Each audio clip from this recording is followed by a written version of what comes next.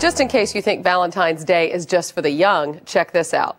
3 years ago, Steve Hartman introduced us to a couple who found each other well into their golden years, but they were still acting like a couple of high school sweethearts. Well, Steve's back with an update in this morning's Everybody Has a Story. I've been doing this 5 years now. Okay. And could do it 500 more. We have McCallum. And never, ever have another story fall into my lap quite like this one. We had a great marriage.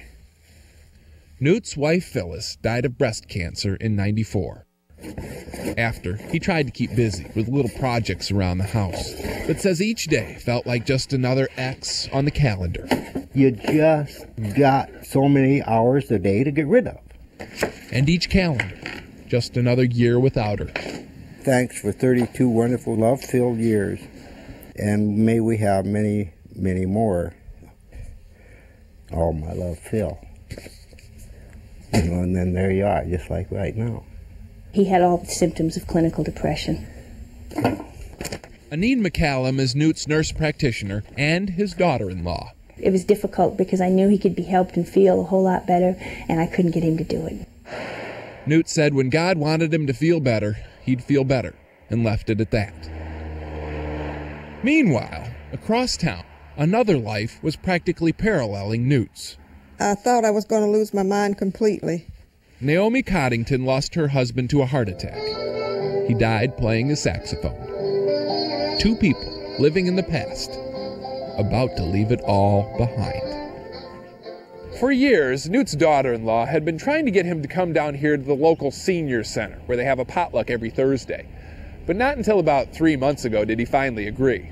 I think he thought he'd just have a little Jell-O salad and go home. I sneaked it to him. Instead, he left with Naomi's number. Well, oh boy. And they've been dating ever since. Pretty quick, we're smooching one another. And, Wow, okay. yeah, it didn't take very long. Well, that's enough of that. Relatives say they can hardly recognize him. You guys are frisky.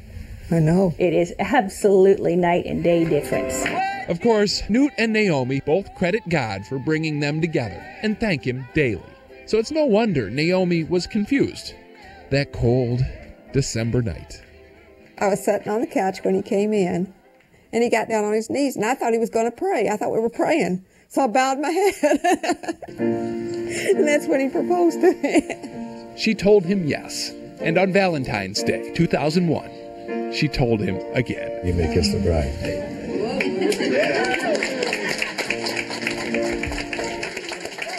It's now been 3 years and 2 pant sizes since we first told this story. Yeah, Naomi's a darn good cook. We found the couple doing pretty much the same thing they were doing when we left.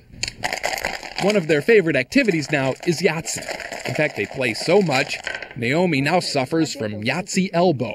I tore the tendons in here shaking Yahtzee.